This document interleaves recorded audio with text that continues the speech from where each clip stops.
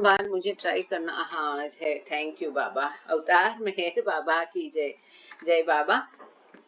The boys, ये किताब हम लोग पढ़ रहे हैं। बहुत सुंदर है। बाबा के प्रेमाश्रम मेहराश्रम दिन के सभी इसमें हकीकती है। उन बच्चों को कैसे अनुभव रहे, उनकी दिनचर्या कैसी होती थी, ये सब इस किताब में दिया है। और थोड़े पन्नों के बाद में हम इसमें छगन मास्टर की जी डायरी है, जो कहीं भी अवेलेबल नहीं है, पब्लिश नहीं है अभी तक, इसको भी पढ़ेंगे इसमें आगे। पूरा टोका का दिनक्रम उसमें दिया गया है। मेरी आवाज क्लियर है, सभी को सुनाई दे रही है, ऐसा उम्मीद करती हूँ। पिछले बार हम लोग, जय बाबा जय बाबा, पिछले बार हम लोग देख रहे थे।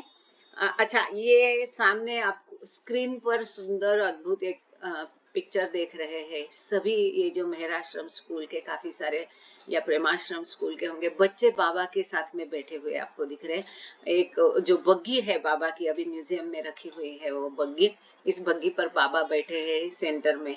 और ये स्कूल के सभी बच्चे बाबा की अगल बगल में बैठे, कितने प्यारे प्यारे लग रहे हैं। उनका यूनिफॉर्म है, उनका स्कार्फ हुआ करता था, ब्लैक कैप हुआ करती थी।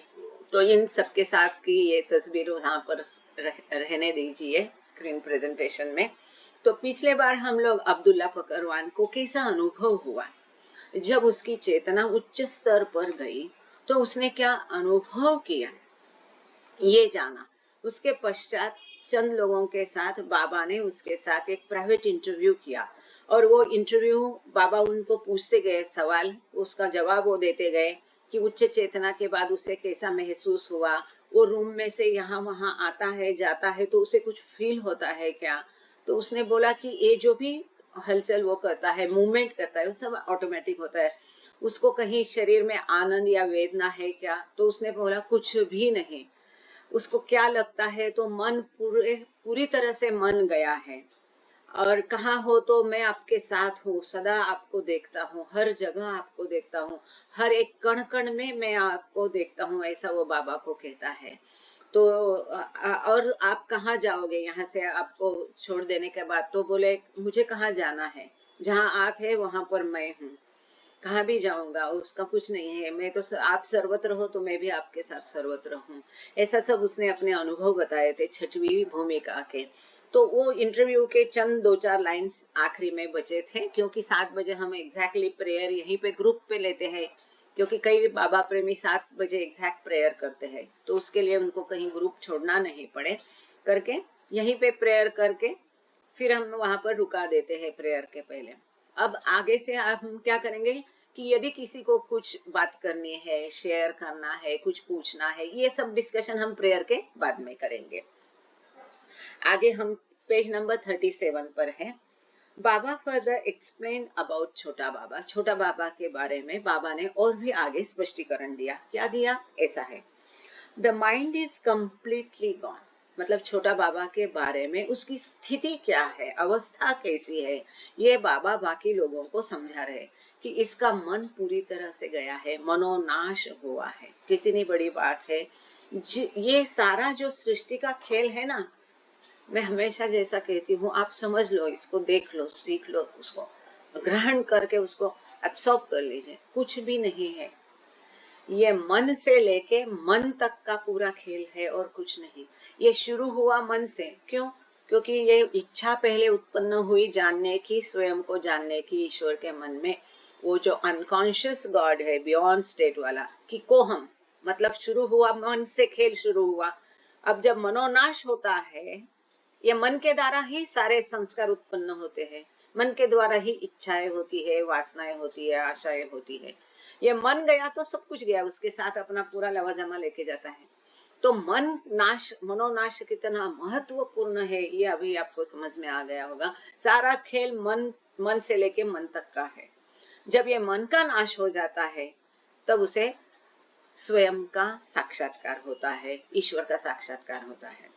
तो मनोनाश बहुत महत्वपूर्ण है। तो इसका मनोनाश हो गया था। तो बाबा इसके बारे में, बाबा ने ये सर्टिफाई किया कि इसका मन कंप्लीटली गया। मन गए जाएगा तभी तो उसको ना शरीर में सुख ना दुख, कोई भी वेदना, कोई भी इच्छा, ये शरीर रहा क्या गया क्या कोई फिक्र नहीं, ऐसा वो बाबा से कहता है। He has no mind, hence no desires. उसका मन नहीं है, बाबा कहते हैं अब्दुल्ला पकरवान का मन नहीं है तो कोई भी इच्छाएं नहीं है. Although he has a body, he has no consciousness of the same. उसका शरीर है परंतु उसे उस शरीर की चेतना नहीं है, भान नहीं है, कोई भी कॉन्शियसनेस नहीं है. As far as his body goes, he would not care if he sat for 24 hours without sleep. जब तक ये शरीर रखेगा उसे ना खाने का शुद्ध है ना सोने का, 24 घंटे भी वो सोया नहीं तो भी उसे कोई फिक्र नहीं है. None of the boys will be like him. देखो बाबा ने यहीं पे सूचना देके रखी थी, इन बच्चों में से कोई भी उसके जैसा विल भी कहाँ है, इसकी जैसी स्थिति पे इन बच्चों में से कोई भी नहीं रहेगा. और हम देखते हैं कोई भी छठवीं भूमिका तक नहीं पहुंचा. He will be a great help to me in my work for the circle if he remains alive. बाबा कहते हैं यदि अब्दुल्ला पकरवान जीवित रहेंगे तो मेरे सर्कल या मेरा मंडल के लिए मुझे उसकी बहुत मदद मिलेगी. कितनी बड़ी विधान था ये. Editor interview taken from the Lord Meher. ये लॉर्ड मेहर से उतारा उन्होंने लिया है. अगर किसी को लॉर्ड मेहर में भी ढूंढना है तो ये साल और ये देखेंगे तो वहां आपको ये पढ़ने को मिल जाएगा. अब आगे यहाँ पर तीसरा जो चैप्टर था वो पूरा हो गया. अब हम है पेज नंबर 39 पर. चौथा चैप्टर शुरू हो गया किताब का. वो क्या है, अभी तक हमने क्या देखा, अस्पंदायर के बारे में शॉर्ट में देखा, अब्दुल्ला पकरवान के बारे में शॉर्ट में देखा. अब हम अली आगा अली जिसे बोलते थे या सैयद अली जो सॉब्स एंड थ्रॉब्स का हीरो है, इसके बारे में अब हम पढ़ने जा रहे हैं. संक्षेप में सपेत की जीवनी उन्होंने शुरू में दी है. फिर आगे और भी उनके अनुभव, आगे के जीवन काल में उन्होंने कैसा अनुभव किया, ये सब हम छगन मास्टर की डायरी इसमें आगे आएगी, उसके पश्चात देखेंगे. अभी हम देखेंगे Ali's entire life absorb in Baba. Ali का पूरा जीवन बाबा में हो गया था, बाबा में विलीन हो गया था, बाबा में समाहित हो गया था. How Baba achieved such strides in consciousness in these teenagers with no motive but imparting divine love reflects the power of the heart. इन छोटे बच्चों में, टीनेजर्स में चेतना की इतनी ऊंचाई बाबा ने कैसे बढ़ा दी, केवल दैवी प्रेम के उद्देश्य से और कुछ भी नहीं. ये दिखाता है कि प्रेम या हृदय की ताकत क्या होती है. जिस प्रकार से केवल दैवी प्रेम के उद्देश्य से, एकमेव उद्देश्य से छोटे बच्चों में बाबा ने चेतना की इतने ऊंचाई बना दी, कॉन्शियसनेस उनका इतना उच्च कर दिया. तो ये दिखाता है कि प्रेम की ताकत क्या है, पावर ऑफ द हार्ट. ये किसका, क्योंकि बाबा ने उनके लिए उपवास किए, लेक्चर्स दिए, एकांतवास किया, किसी के सर पे से उंगलियां फेरी, किसी को कुछ सेंटेंस बोला, किसी के लिए खुद उसके संस्कार ओढ़ लिए, अपने ऊपर चादर ओढ़ करके. उनके साथ बाबा सदा रहे. आगे हम देखने वाले टोका का बहुत अद्भुत है कि एक माँ बाप भी हमारे बच्चे के लिए नहीं करते, इतना बाबा ने उनके लिए किया. सदा उनको अपना सहवास दिया, कंपनी दी और कंटिन्यूअस उनका साथ रहने के कारण अपना इतना प्रेम बटोरा, इतना ख्याल रखा, अपने हाथों से खिलाया, अपने हाथों से उनके लिए बनाया, उनको सुलाया, वो सो रहे कि नहीं, इतना पूरा उनका ख्याल रख के इतना प्रेम बटोरा. इसके कारण ये ऊंचाई जो है कॉन्शियस, उनको भी एकांतवास में रखा बच्चों को, उनको आध्यात्मिक लेक्चर्स दिए. ये सभी माध्यमों से स्वयं ईश्वर जो अवतार होके आया है, उस अवतार ने स्वयं इनकी कॉन्शियसनेस की हाइट इतनी बढ़ा दी, इतनी ऊंचाई पर उनका कॉन्शियसनेस बाबा केवल हृदय के माध्यम से लेके गए। तो यहाँ हृदय या प्रेम की ताकत पता चलती है। The quick succession of Aga Ali's heightened consciousness so soon after Abdullah's is a dramatic sequence. Abdullah ने जैसे ऊंचाई प्राप्त की, छठवीं भूमिका पर गया, उसके तुरंत बाद ही जब आगा अली की भी चेतना उच्च स्तर पर गई, ये सब नाट्यक्रम बहुत, ये सब जो क्रम है बहुत नाट्यमय है। वो कैसा क्रम है वो आगे उन्होंने दिया है। January 11, Abdullah achieves the 6th plane experience and is hospitalized for 4 days. क्या हुआ? 11 जनवरी को अब्दुल्ला पकवान ने 6वीं भूमिका प्राप्त की, लेकिन वो अनुभव, उसका ये शरीर, भौतिक शरीर झेल नहीं पाया। तो जब ऐसा लगा, डर लगा, खतरा मंडराने लगा कि ये शरीर छूट सकता है उसका, तो उसको अस्पताल में एडमिट किया था 4 दिन के लिए। 11 जनवरी को अब्दुल्ला पकवान को हॉस्पिटलाइज कर दिया था, अस्पताल में दाखिल किया था। अब आगे क्या होता है? January 21, Baba gives Abdullah the nickname छोटा बाबा। छोटी गलती है यहाँ पर। बाबा अब्दुल्ला पकवान का निकनेम बना देते हैं, उसको छोटा बाबा उपाधि दी। बाबा को जब बाबा बोल रहे हैं और बाबा ने उसको अब्दुल्ला पकवान को, तब बाबा को बाबा नहीं बोला करते थे, बाबा को श्री उपाधि दी, तभी श्री बोला करते थे। ये तो 1930 में जब बाबा नासिक गए तो 30-31 के दौरान बाबा को बाबा कहना शुरू हो गया, तब तो बाबा को श्री कहते थे। लेकिन बाबा ने स्वयं उसका नामकरण क्या किया? छोटा बाबा किया, और बाबा उसको बिल्कुल अपने बगल में बिठा के रखते थे। आपको यदि वो तस्वीर देखनी है तो नहीं, लेकिन रिकॉर्डिंग फिर डिस्टर्ब होगा, मैं बाद में दिखाती हूँ। अब्दुल्ला पकवान की तस्वीर आपको बाद में दिखाती हूँ, क्योंकि वो स्क्रीन शेयर चेंज करती हूँ ना तो रिकॉर्डिंग निकल जाता है, इसलिए। तो बाबा ने 21 जनवरी को उसको छोटा बाबा नामकरण कर दिया। January 29, Baba says Agha Ali is ready for his touch. इसके तुरंत बाद 29 जनवरी को, मतलब केवल 18 दिन में बाबा कहते हैं कि अब आगा अली भी तैयार हो गया उसको दृष्टि देने के लिए, उसको एक स्पर्श करने के लिए, उसको एक उसकी चेतना को और ऊंचा बढ़ाने के लिए अब आगा अली भी तैयार हो गया है।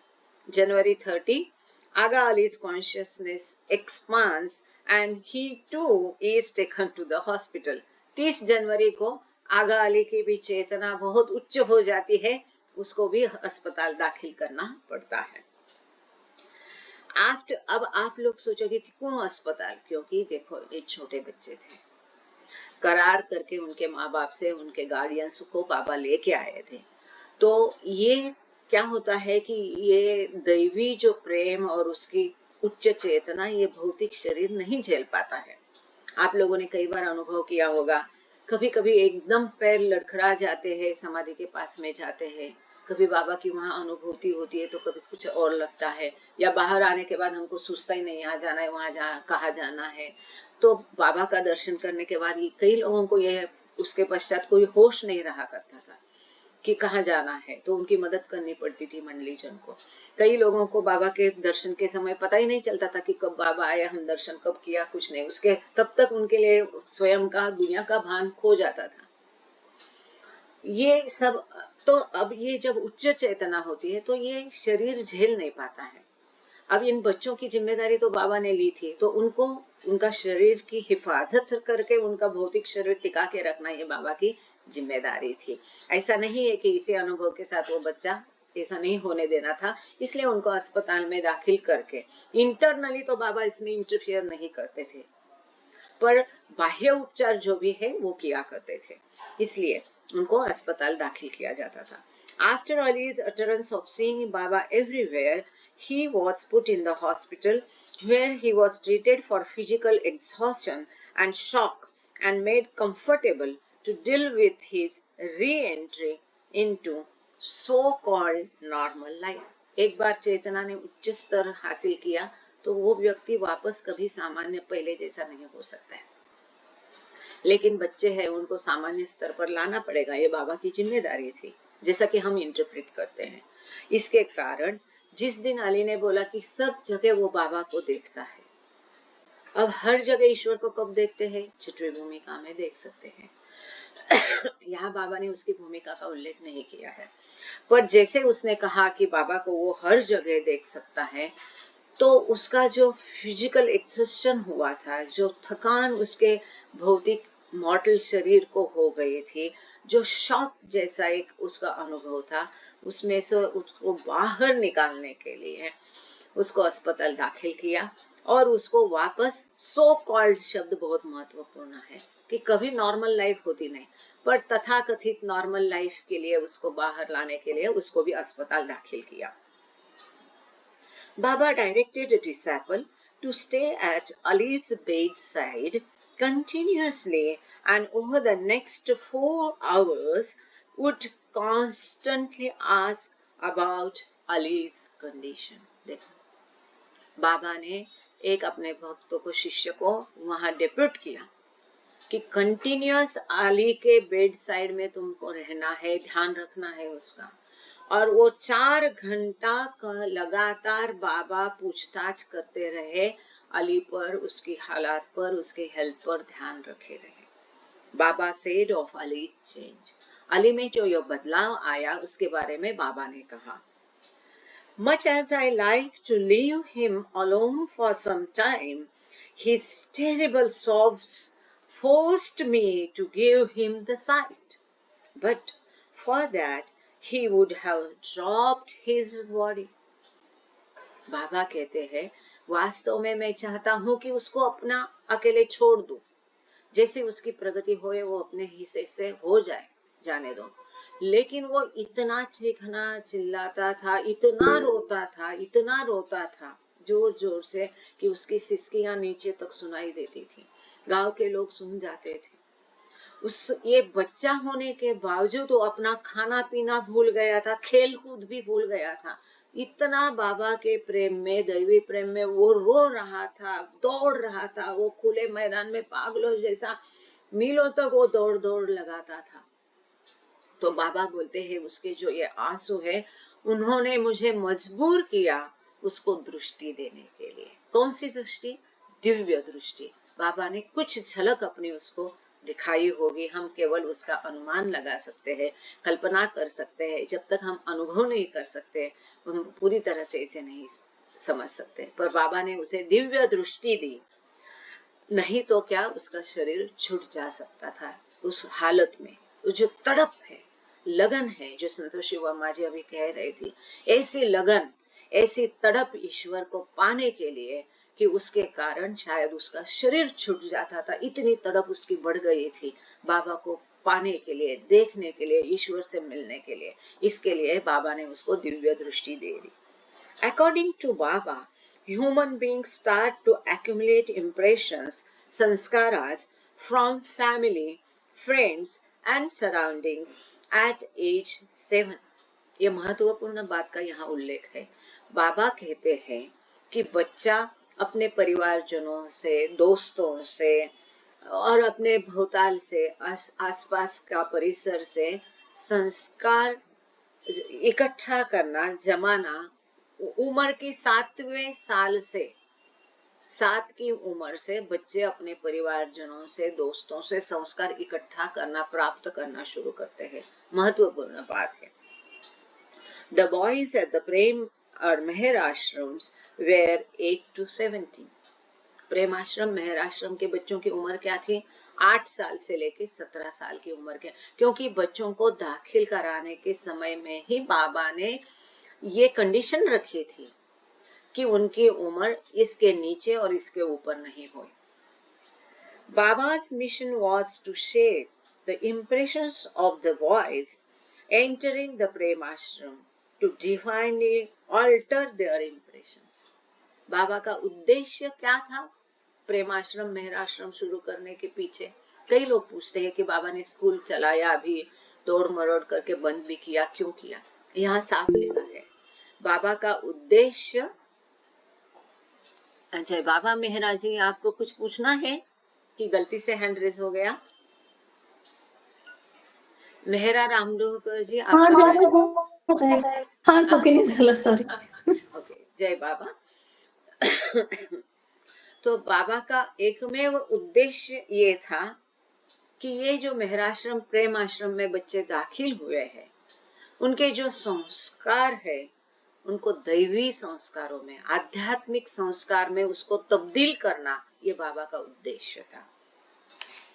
टू शेप द इम्प्रेशंस, उनके जो अभी संस्कार है उनको भौतिक संस्कार खत्म करना है, कम करना है, और उनको आध्यात्मिक संस्कार में या डिवाइनली दिव्य संस्कार में उनको तब्दील करना है।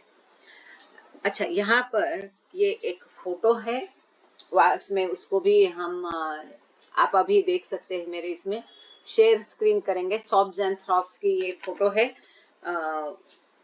फेसबुक में भी डाली थी, और इसके बारे में यहाँ एक लिखा है, वो थोड़ा पढ़ के फिर हम आगे जाएंगे।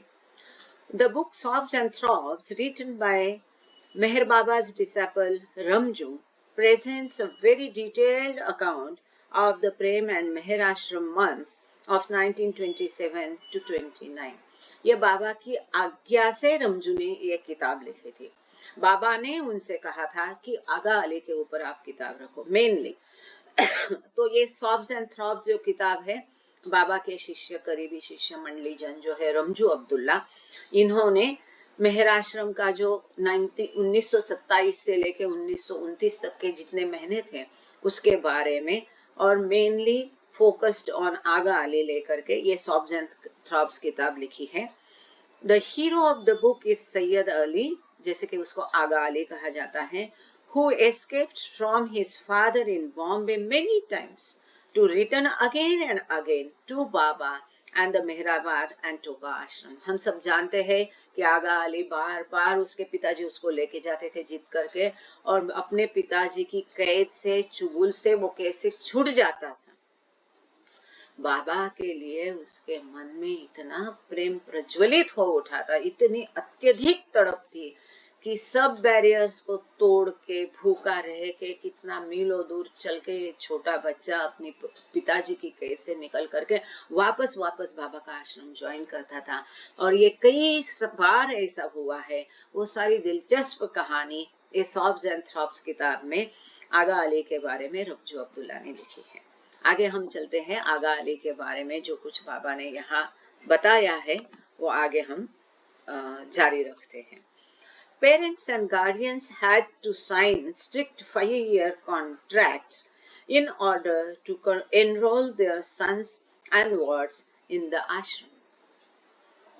इस बाबा के मेहर आश्रम में दाखिल कराने के लिए उनके पालक या गार्डियन, उनके केयर टेकर जो भी है, क्योंकि जैसे अब्दुल्ला पकरवान के माता पिता नहीं थे तो उसका देखभाल उसके चाचा चाची करते, तो गार्डियन हो गए। तो गार्डियन या पालक जो उनके माता पिता, पेरेंट्स हैं, इनको बाबा के साथ में 5 साल का एक कॉन्ट्रैक्ट साइन करना पड़ता था अपने बच्चे को बाबा के आश्रम में दाखिल करने के पहले, दाखिल करवाने के लिए। अब ऐसा क्यों? वो कॉन्ट्रैक्ट क्या था? This contract gave Baba permission as to when and under what circumstances family contact was allowed. ये परिवारजन इन बच्चों को मिलने कब आ सकते हैं, कौन से हालात में आ सकते थे, ये कॉन्ट्रैक्ट में लिखा था। He wanted this contract to be minimal and stipulated that trust in him, the administrators and teachers at the ashram was paramount. ये किस लिए था? Actually, जो आश्रम की देखभाल करने वाले, प्रबंधन करने वाले और आश्रम के शिक्षक और बाबा स्वयं, इन पर जो है वो पूरा विश्वास होना चाहिए। ये कॉन्ट्रैक्ट, ये करार एकदम नाम मात्र एक औपचारिकता थी। वास्तविक असली बात थी कि बाबा पर उनको पूरा विश्वास होना चाहिए। जो शिक्षक है उनके ऊपर, जो आश्रम का प्रबंधन है उसके ऊपर पूरा विश्वास होना चाहिए। This trust, however, was strained almost from the beginning, especially In regard to the boys who were moved to the Prem Ashram, as they quickly began to exhibit unfamiliar emotional outbursts sparked by close contact with Baba. दुर्भाग्यवश ये जो विश्वास है शुरू से ही तनाव पूर्वक रहा। ऐसा क्यों?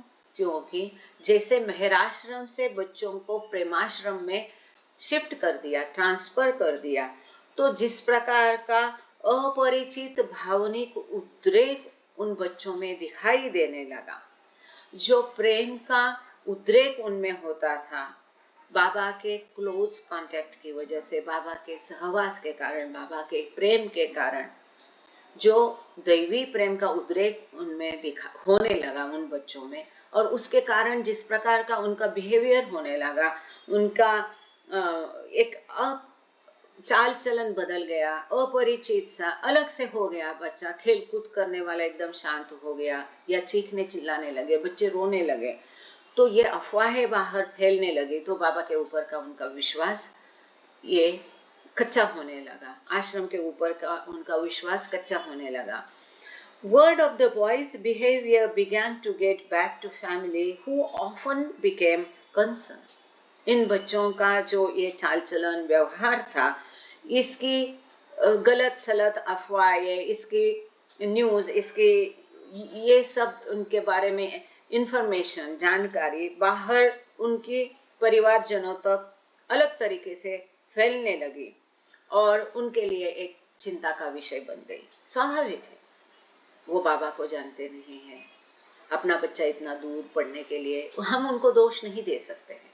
हमको उनकी साइड भी समझना है कि अपना बच्चा मीलों कोसों दूर है, और किसी किसी से उनने सुना, रे बच्चे तो यहाँ वहाँ चिल्लाते हैं, चिल्लाते हैं, वहाँ किसी को जाने की अनुमति नहीं, कोई उनको मिल नहीं सकता है, वो किसी को मिल नहीं सकते हैं, बच्चे रो रहे हैं, तो कोई भी माँ बाप का दिल तड़पेगा कि क्या वहाँ हो रहा है। If one or two parents were given brief visiting rights with their offspring, the boys' altered behavior patterns quickly became known back in their home communities. थोड़ी देर के लिए अपने बच्चे को मिलने की यदि किसी 2-3 परिवारजनों को अनुमति दे दी, तो उतने थोड़े समय में भी उनकी नजर से छुपता नहीं था बच्चों का बदला हुआ व्यवहार, चाल चलन। वो तुरंत समझ सकते, अरे ये तो खोया खोया सा लग रहा है। जो कुछ बदलाव उसमें आया वो उनके परिवारजनों तक, फिर दूसरी कम्युनिटी तक, बाकी जो लोगों ने उनके बच्चों को वहां रखा है, उन तक ये बात फैल जाती थी। Ali's heightened spiritual status started on January 29, 1928 and would last until February 4. जनवरी 1928 का 29 जनवरी को अली ने उच्च चेतना को प्राप्त किया, जो 4 फरवरी तक रही ये उच्च चेतना अवस्था। On February 1, a marked shift struck Ali in that his former lethargy suddenly erupted into intense activity. अब आगा अली बच्चा थोड़ा सुस्त था, आलसी था, लेजी था। अचानक से क्या हुआ? 1 फरवरी को उसके व्यवहार में, चाल बिहेवियर में अचानक से बदलाव आ गया, और ये जो एकदम आलसी वाला बच्चा था, लेथार्जिक लगता था, वो एकदम एक्टिव हो गया, एकदम एक्टिव हो गया, इंटेंस गहन एक्टिविटी में चलना कूदना, ये वो, उसके एकदम बदलाव आ गया।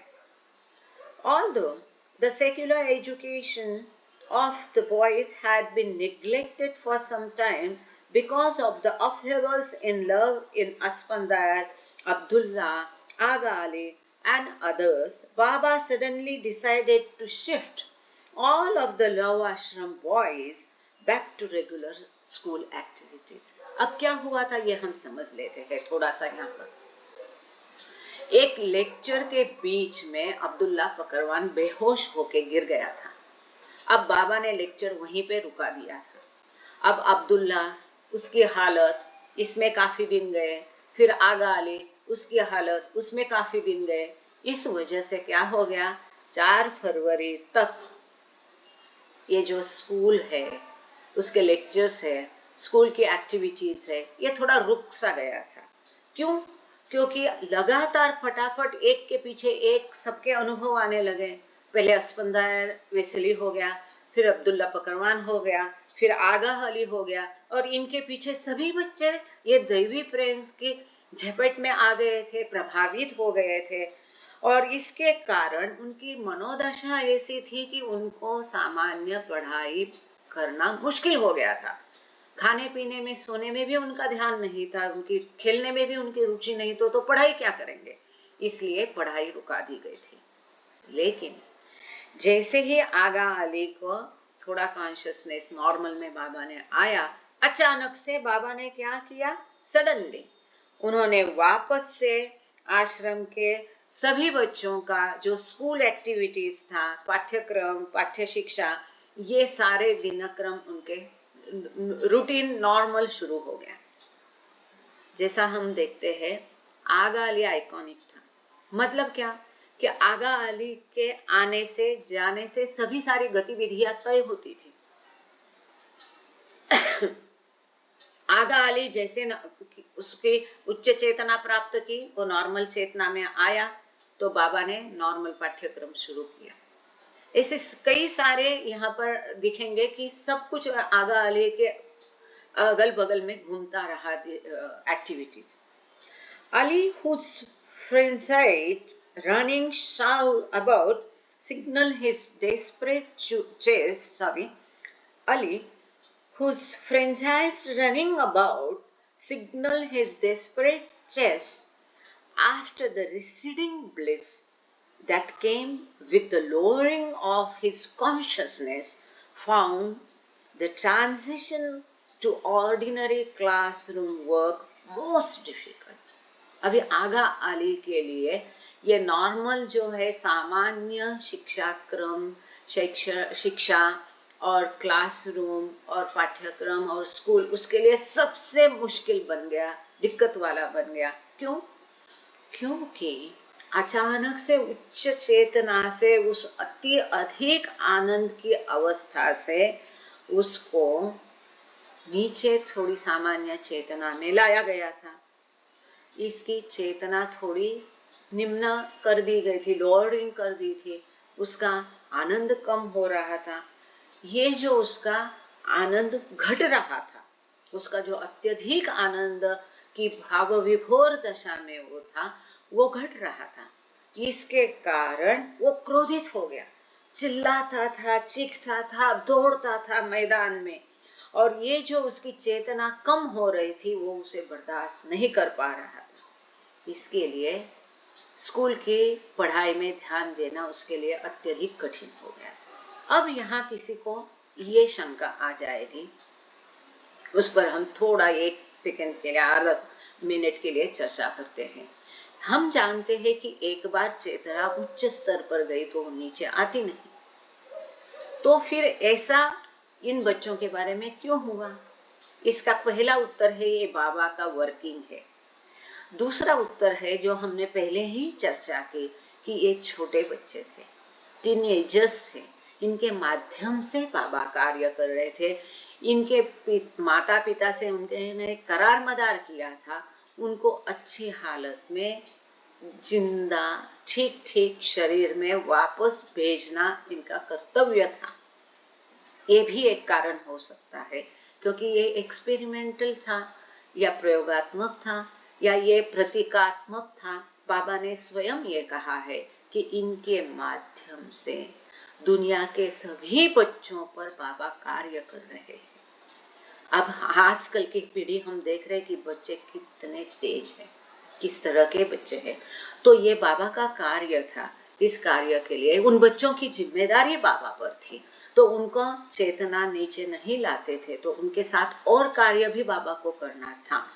अदरवाइज नॉर्मली और इंटरनली बाबा ने उनके साथ क्या किया हम उसको नहीं समझ सकते हैं। Ramjoo observes in sobs and throbs, अपनी किताब जो सॉब्स एंड थ्रॉब्स है, इसमें रमजू लिखते हैं, Many boys at first persisted in being left alone, and some had substantial grounds for doing so. considering their disturbed intellect and throbbing hearts, but all gave in after some or less persuasion.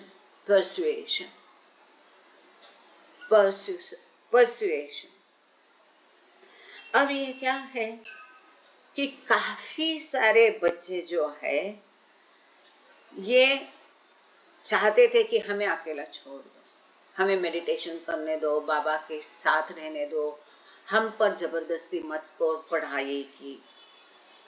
यहाँ तक कि खाने पीने का भी उनको भान नहीं था, खेलने का तक, क्योंकि बच्चों को तो खेलकूद बहुत पसंद है, लेकिन इनको खेलने में भी दिलचस्पी नहीं थी।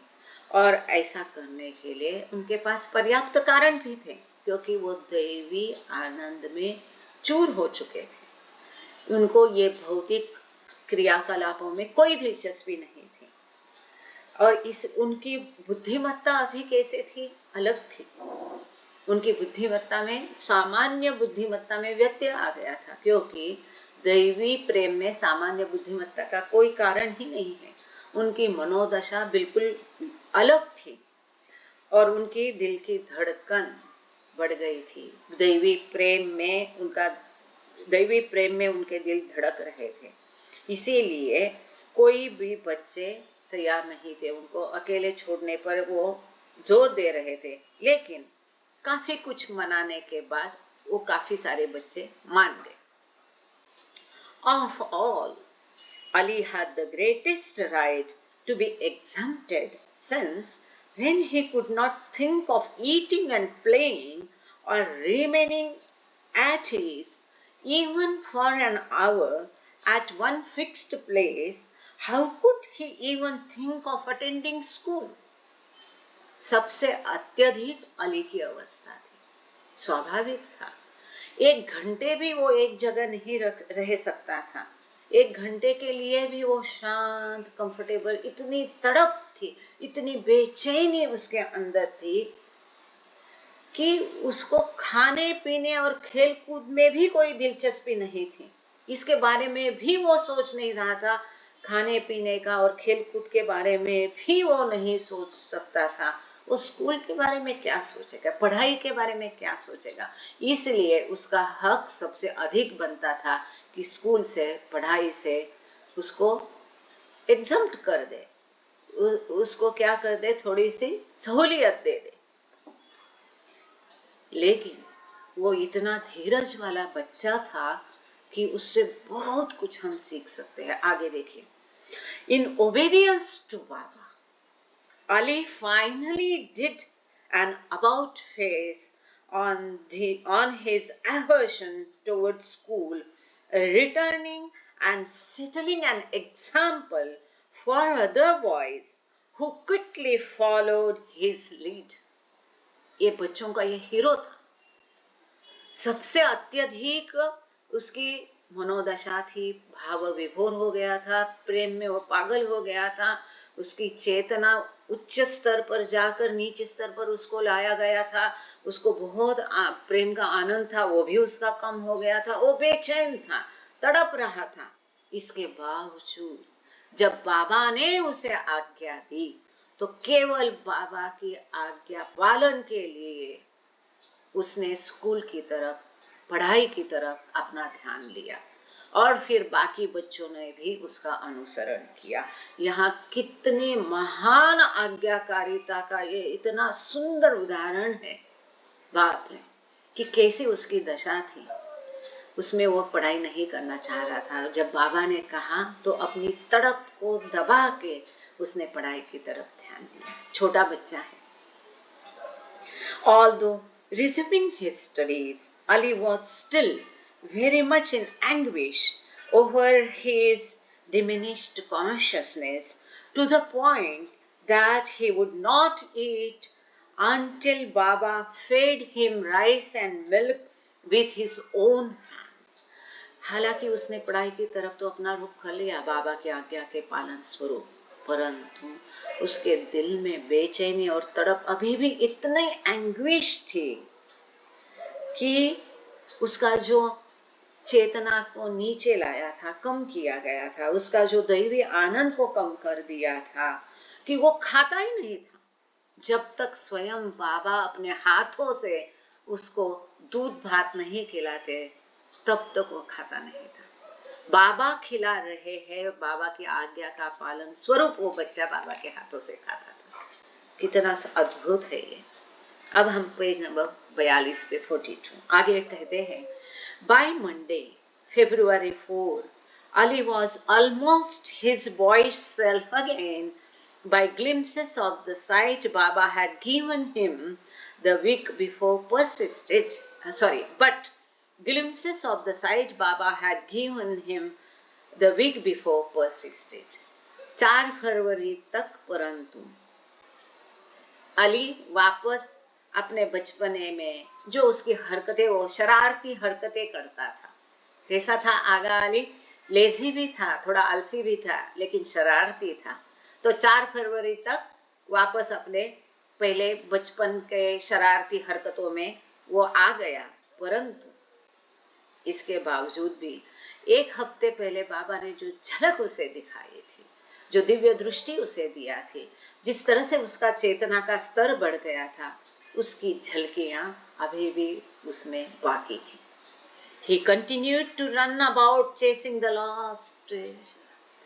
जो बहुत मौलिक खजाना उसने खोया था, अत्युत्तम चेतना और दिव्य आनंद का मौलिक खजाना उसने खोया था, उसके पीछे वो पाने के लिए वो पागलों जैसा वो जो मैदान है पीछे में खुला, उसमें दौड़ता था। When the turmoil became too much for him, Baba restored the sight to him temporarily on February 9, simply by passing his fingers across the boy's forehead. जब उसकी तड़प बेचैनी बाबा से देखी नहीं गई, तब अंततः उसकी ये उथल पुथल थोड़ी कम करने के लिए, ये बहुत ज्यादा हो गई थी, 9 फरवरी को बाबा ने उसको फिर से एक तात्कालिक दिव्य दृष्टि दी। केवल उसके कपाल से, उसके फोरहेड से बाबा ने अपनी उंगलियां फेर कर, देखो गुरु की रीतियां, सदगुरु की रीतियां, अवतार की रीतियां, वो टच से करे, वो एक वाक्य से करे, एक सेंटेंस से करे, किस प्रकार से वो दे सकते हैं। तात्कालिक थोड़े के लिए बाबा ने उसकी दृष्टि एक अपने टच से, अपने स्पर्श से, उसने फोरहेड से बाबा ने अपनी उंगलियां फेर कर वापस उसे दृष्टि दे दी 9 फरवरी को। Ali's habit of collecting personal atoms of Baba's and secretly cohating them was magnified during this period when the boy grabbed a strap from Baba's sandal, began chewing on it and swallowed it before anyone could extract it from his mouth. देखो आगा अली को क्या आदत थी कि बाबा की जो वैयक्तिक वस्तुएं हैं उनको ले करके, जमा करके, इकट्ठा करके वो मौलिक खजाने जैसे उसको संभाल के रखता था।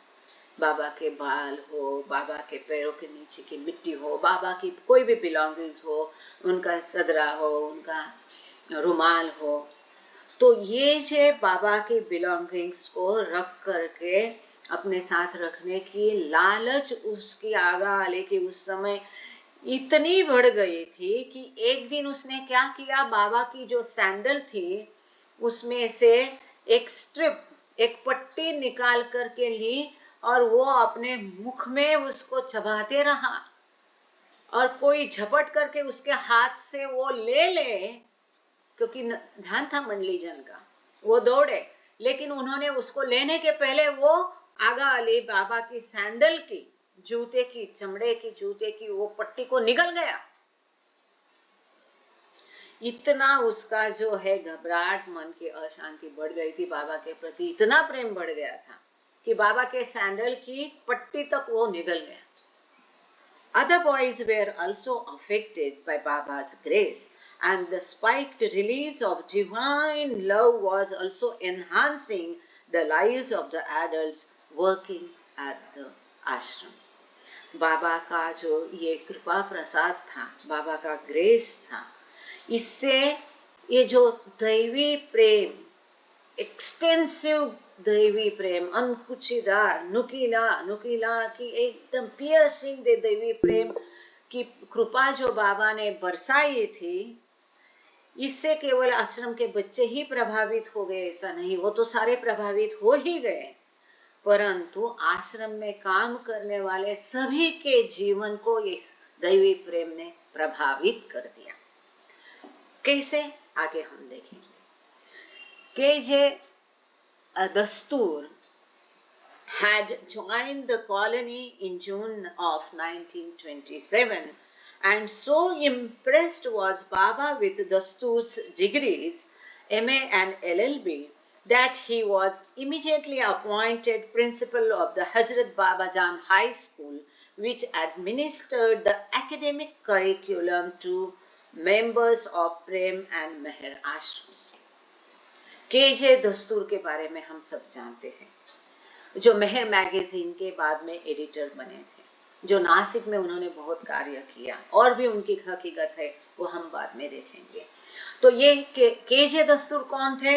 एमए एलएलबी उस जमाने में 1927 में एमए एलएलबी मतलब कौन सी, कितनी बड़ी बात है, बहुत बहुत उच्च शिक्षा, आज की डॉक्टरेट भी उसके सामने फीकी है। तो इतने उच्च विद्या विभूषित केजे दस्तूर की ये डिग्री से बाबा इतने प्रभावित हो गए कि जून 1927 को बाबा ने तुरंत उनको अपने हजरत बाबाजान हाई स्कूल, जो था, हम जानते हैं कि बाबा के हजरत बाबाजान हाई स्कूल था, जिसमें सामान्य शिक्षा का, यहाँ की भौतिक शिक्षा का प्रबंधन किया जाता था, जो अभी भी चल रहा है। तो इस हाई स्कूल का और ये सामान्य शिक्षा क्रम, वहां से पाठ्यक्रम मेहराश्रम और प्रेमाश्रम के बच्चों को भी पढ़ाया जाता था। तो उस हाई स्कूल का बाबा ने केजे दस्तूर को प्रिंसिपल बना दिया था। दस्तूर became engulfed in the season of love that split into the ashram between December 1928 and February 29. दिसंबर 1928 और फरवरी 1929 में मेहर आश्रम से जो बच्चे बहुत दैवी प्रेम से प्रभावित थे, अब तैयार थे अधिक दैवी आनंद पाने के लिए, प्रभु की कृपा पाने के लिए, उनको प्रेम आश्रम में ट्रांसफर कर दिया था। तो मेहर आश्रम स्प्लिट हो गया था, विभाजित किया गया था। उस समय में ये केजे दस्तूर थे, वो दैवी प्रेम के घेरे में वो भी आ गए, घिर गए। He quite suddenly became indifferent to his established rules, trading his stylish boots for sandals and changing from fancy creased trousers to baggy pants. अब ये केजे दस्तूर कैसे थे? बहुत स्ट्रिक्ट थे, बहुत शिस्तप्रिय थे, एकदम अप टू डेट रहने वाले थे, लेकिन ये दैवी प्रेम की झपेट में वो इस तरह आ गए कि उनमें अचानक बहुत सा बदलाव आ गया, और वो जो उनके बहुत कड़क शिस्त थे उनके प्रति वो थोड़े उदासीन हो गए। जहां वो फॉर्मल कपड़े पहनते थे, वो सैंडल की, वो बूट की जगह वो अब सैंडल पहनने लगे, ट्राउजर्स की जगह अभी बैगी पैंट पहनने लगे। इतना बदलाव इतने उच्च विद्या विभूषित व्यक्ति में बाबा के दैवी प्रेम से आ गया। मतलब ये दैवी प्रेम की झपेट से कोई भी नहीं बचा, सबको ये प्रसाद मिल गया। Very early in their contact, Dastoor saw Baba as God realized, and the impact on this educated man 6 months later was striking. जैसे ही केजी दस्तूर ने बाबा को पहले देखा तो उनको तुरंत अनुभूति हो गई थी कि बाबा ईश्वर साक्षात्कारिक व्यक्ति है। अब इसका प्रभाव 6 महीने पश्चात इतने उच्च विद्या विभूषित व्यक्ति पर किस तरह से हुआ, वो आगे हम देखते हैं। His mind was suddenly overcome with the glories of the soul. ये बहुत बहुत बड़ी बात है। इनका मन आत्मा की जो ग्लोरी है, महिमा है, उससे भर आया। ये बहुत बड़ी बात है जो हम परसों देखी थी कि हर एक को आत्मा, ये अब्दुल्ला की पहले इसमें हमने पढ़ा था पिछले लेक्चर में कि क्या कैसा होना है, हर एक को आत्मा की गरिमा को पहचानना चाहिए। हम एक दूसरे के आत्मा की गरिमा को, हर एक आत्मा की गरिमा और वैभव को पहचानेंगे, आदब से रहेंगे तो सारी मुश्किलें टल जाएगी। अब ये केजे दस्तूर आत्मा की गरिमा को पहचान गए थे, उनके मन को आत्मा की गरिमा ने व्याप्त किया था। ये बहुत बड़ी बात है। वहां पर मैं तू पराया छूट जाता है, एकता का भाव अपने आप प्रस्थापित हो जाता है। यही आत्मा की गरिमा मतलब परमात्मा की गरिमा को वो पहचान गए थे। He wandered about in stupor. Food and sleep became unimportant, and at times he was found bundled up alone chanting bhajans to Baba. अब इनकी भाव दशा कैसे हो गई? पागलों जैसा वो यहाँ वहां घूमते रहे ऐसे भेष में। खाना और सोने के प्रति उदासीन हो गए, उनको खाने का सोने का तक भान नहीं रहा। और कई बार उनको देखा गया कि अकेले ही बाबा के भजन गुनगुनाते गुनगुनाते वो कहीं भी ऐसे बंडल अप करके अपने आप को गुठली करके बैठे जाए पाए गए। इतना उच्च विद्या विभूषित आदमी, प्रिंसिपल, उसकी ये दशा हो गई दैवी प्रेम के कारण। In Sobs and Throbs, Arthur Ramju gives his own view of the altered दस्तूर। दस्तूर केजे दस्तूर में जो बदलाव आया, इसका वर्णन रमजू अब्दुल्ला अपनी किताब Sobs and Throbs में करते हैं। He saw with his open eyes in broad daylight that which even yogis take years to have a glimpse of with their eyes shut deep in meditation। ये बहुत बहुत महत्वपूर्ण है। जिस दृष्टि को पाने के लिए, जिस चीज को पाने के लिए वर्षों तक योगी डीप मेडिटेशन में, तपस्या में अपनी आंखें बंद करके रहते हैं, उनको भी जो दृष्टि नहीं मिलती है, जो दृश्य दिखाई नहीं दे देता है, वो केजे दस्तूर को दिन दहाड़े दिन के उजाले में दिखाई देता था। इतनी दिव्य दृष्टि उन्होंने पा ली थी। दस्तूर himself described his own state in a booklet he published called His Divine Majesty Meher Baba and the Meher Ashram Institute। K J Dastur ने स्वयं अपने जीवन काल में एक 32 पन्नों की छोटी पुस्तिका प्रकाशित की थी और उस पुस्तिका का नाम था His Divine Majesty Meher Baba and the Meher Ashram Institute। मेहर बाबा और मेहर आश्रम इंस्टीट्यूट के बारे में उन्होंने अपने अनुभव उस समय में लिखे थे। वो कहते हैं उस पुस्तिका में, I have never loved anybody in my life and was quite free from this attribute until the master played havoc with my heart। मेरे जीवन में वो कहते हैं केजे दस्तूर कि मैंने कभी किसी से प्रेम नहीं किया और ये जो गुण है प्रेम करने का, इससे मैं हमेशा मेरे जीवन में दूर रहा जब तक कि प्रियतम बाबा ने मेरे हृदय के साथ छेड़खानी नहीं की। टू से I love him is not enough. मैं उनसे प्रेम करता हूँ इतना कहना पर्याप्त नहीं है। O let me wash those loving feet with the blood of my heart. वो प्रियतम मेहर प्रभु के चरण कमल मुझे अपने हृदय के खून से धोने दो। ऐसी तड़प थी, ऐसा प्रेम उनके मन में बाबा के प्रति निर्माण हो गया। One can perhaps give parents and guardians some justification for their concern if, in fact, Dastur, as high school principal, had taken temporary leave of his mental capacities।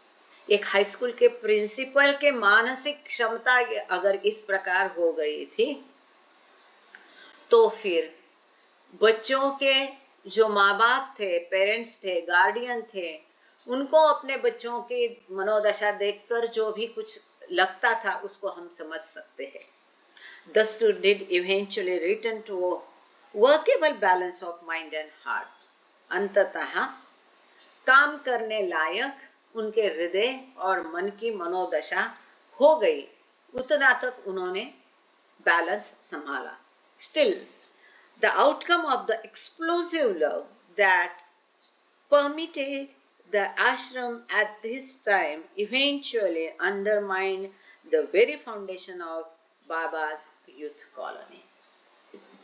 परंतु ये जो दिव्य प्रेम का उद्रेक वहां पर हुआ, उसके कारण बाबा ने जो बच्चों के लिए वहां में आश्रम खोला था, उसकी नींव दुबली हो गई, ऐसा ये एडिटर यहाँ कहता है, लेकिन ये शायद गलत सेंटेंस यहाँ होगा, हम उससे सहमत नहीं हैं, क्योंकि परहैप्स वो एडिटर अपने एक आवेश में ये लिख गए हैं, क्योंकि ये बाबा का कार्य था और बाबा ये नहीं चाहते थे कि उसमें शिक्षा देना है क्या, इसका उद्देश्य ही आध्यात्मिक शिक्षा था, तो उसके माध्यम से बाबा को जो हासिल करना है बाबा ने किया ही होगा, इसलिए इस वजह से बाबा का उद्देश्य का कच्चा हो गया ऐसा हम नहीं कह सकते। खैर यहाँ पर वो सेंटेंस उन्होंने एक डाला है।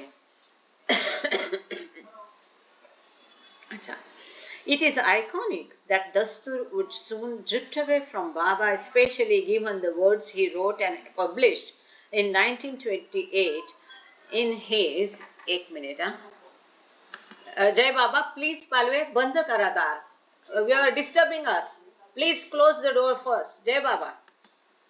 सॉरी, ये दरवाजा खुला है, बाहर से फोन पर बात हो रही, उससे थोड़ा डिस्टर्बेंस आ रहे हैं, आई थिंक मुझे उठ के वो बंद करना पड़ेगा, आई एम सो सॉरी।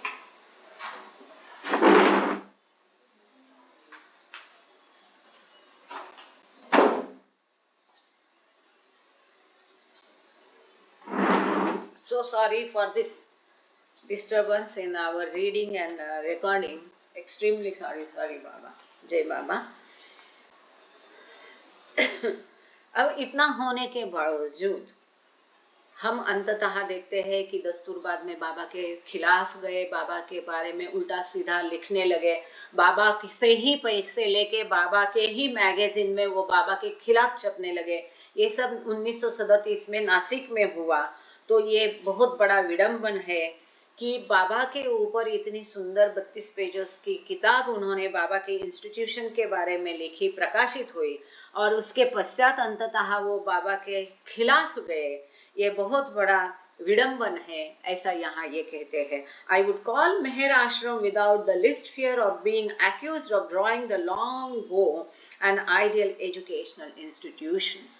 दस्तूर लिखते हैं कि कोई मेरे ऊपर कोई आलोचना करने का डर रखे बिना मैं ये कह सकता हूँ कि मेहर आश्रम एक अति आदर्श शैक्षणिक संस्था है। अब यहाँ हम रुकते हैं। Thank you Baba, thank you all, कोई भी छोड़े नहीं। अभी तुरंत यहाँ पर प्रार्थना होगी। आज प्रेयर जिसको हो गई है वो प्रेयर तुरंत शुरू करे। हाँ, उषा देवी जी अब प्रेयर शुरू करें।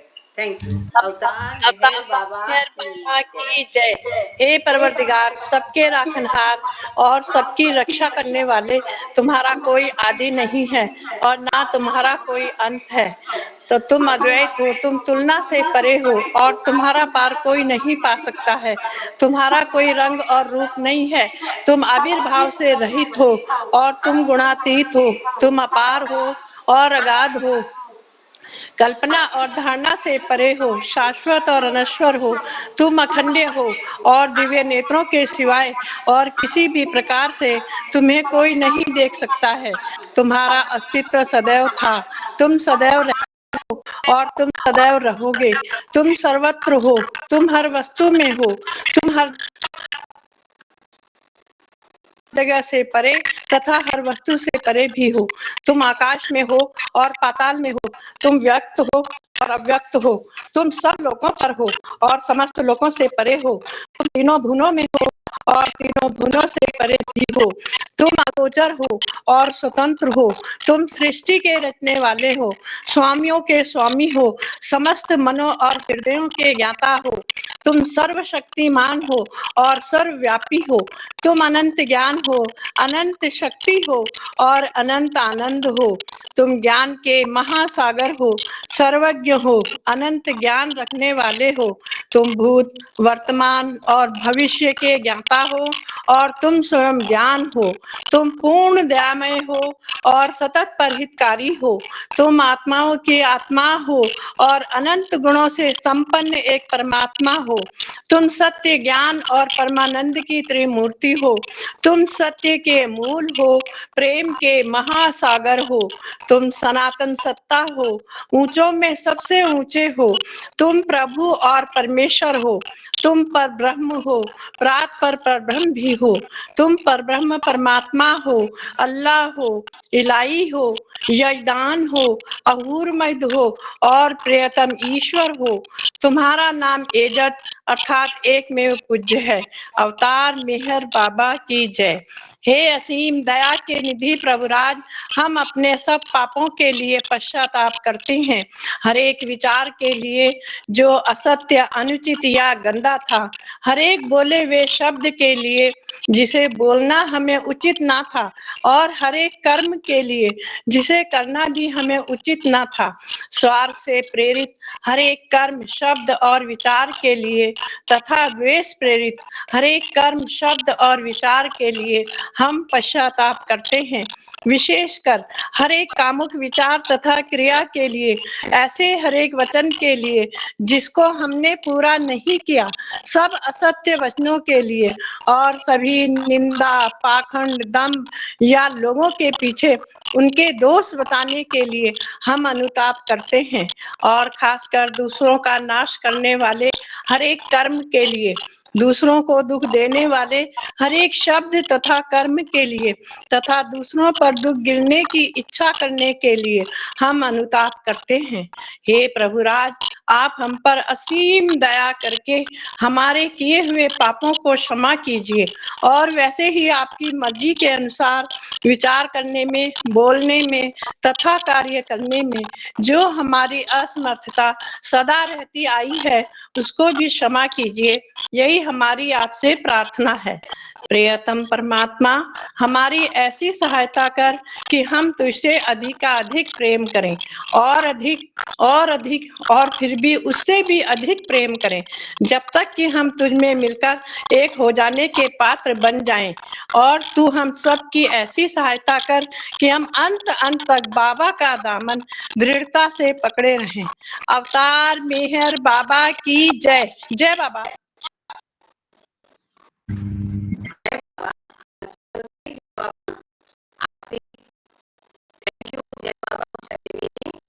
बाबा जी, जय बाबा। थैंक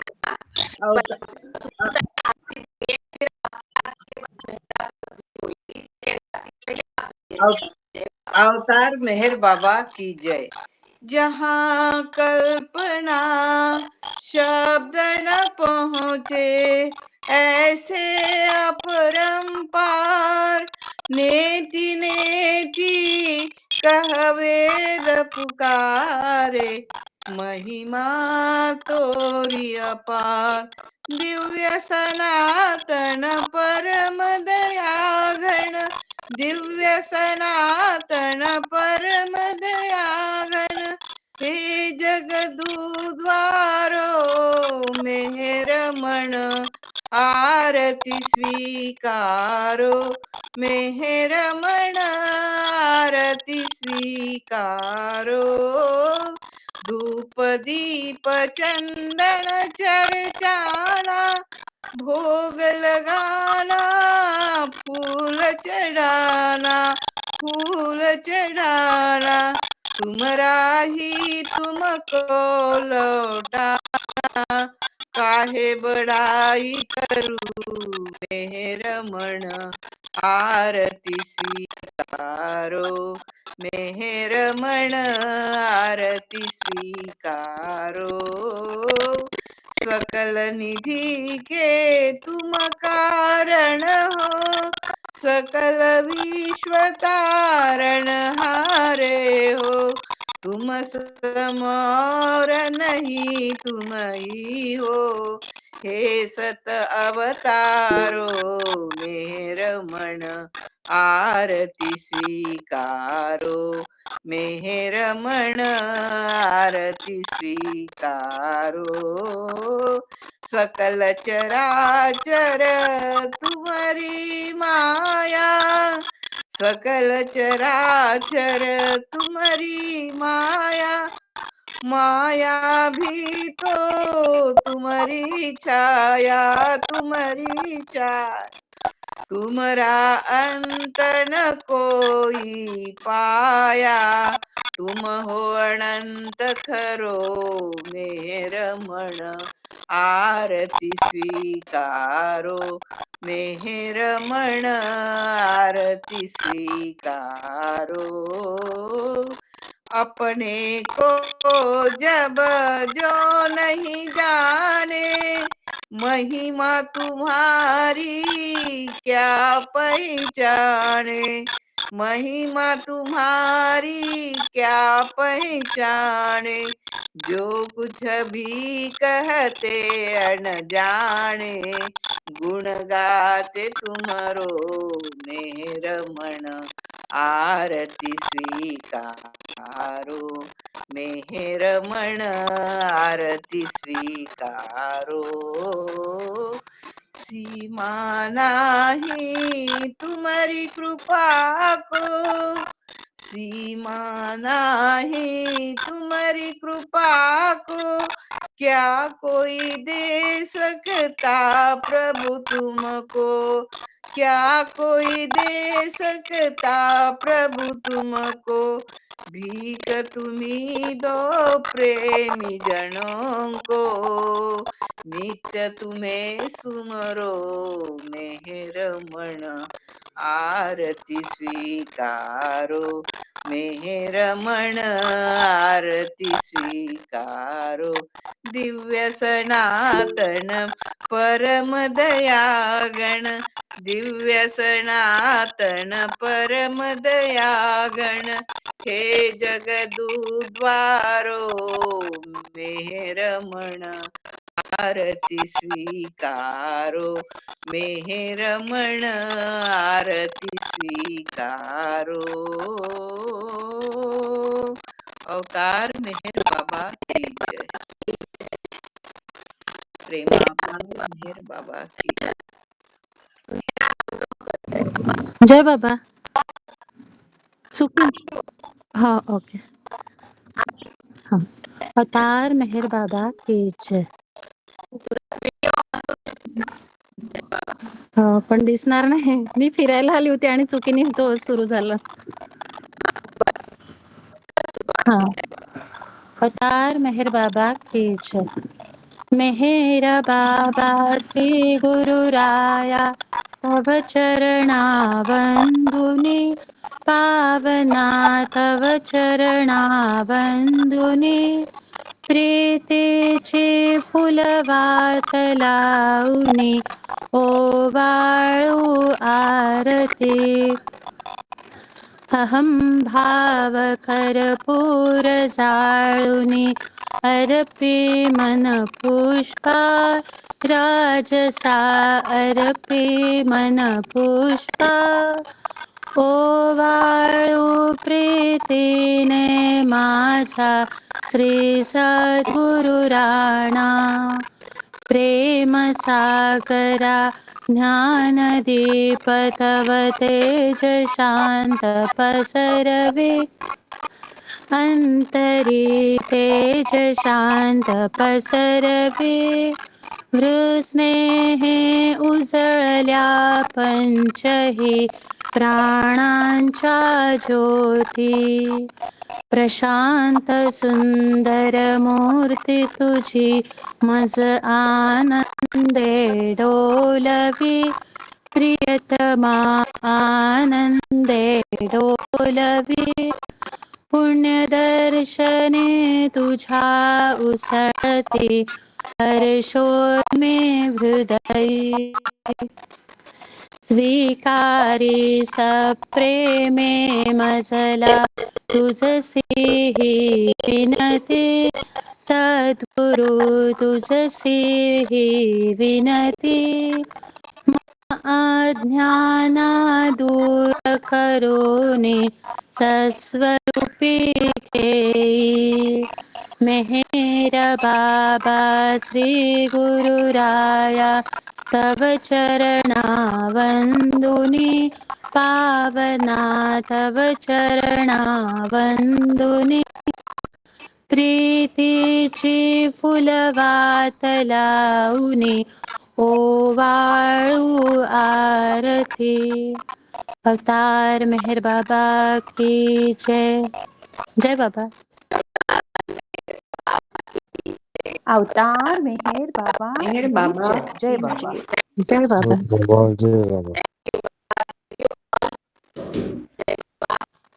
जय बाबा जय बाबा जय बाबा जय बाबा जय बाबा जय जय बाबा सर्वांना जय बाबा। जय बाबा। जय बाबा। जय बाबा।